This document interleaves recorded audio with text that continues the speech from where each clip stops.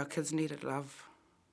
Our kids needed us to be parents, not try to be these gangsters, not try and be better than the next one. Because that's, you know, moving to Rotorua opened my eyes to so many things. You know, I was brought up to love everybody.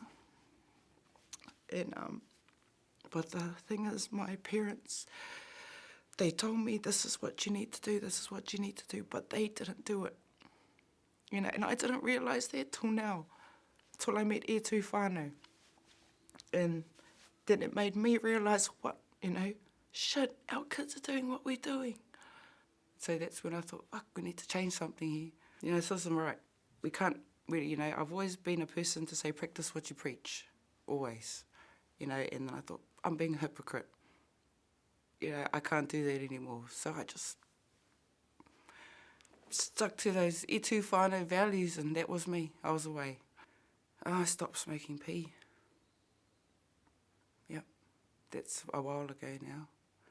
But that was a big turning point in our lives.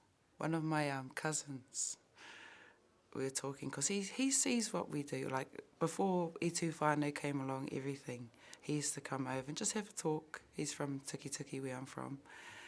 And he said, Fal, you know, because I used to get mad at people and vent to him, and I want to punch your fucking head at it. And he goes, Fal, just smother them with love. How the fuck does that work, cuz? He goes, just smother them with love.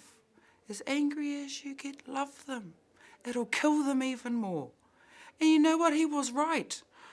And I thought, I looked at him and, you know, this was like 2 years later, and I said, fuck you, cuz. You know, you know, there I go again. Instead of saying thank you, I said, fuck you. But because he was right, and I'm like, because I said to him at the time, what the fuck are you on? How the fuck can you smother, so, you know? But he was so right. And I love him to bits for saying that, because I tried that, smothering them with love. And it worked. So I'm going to keep smothering people with love. Yeah,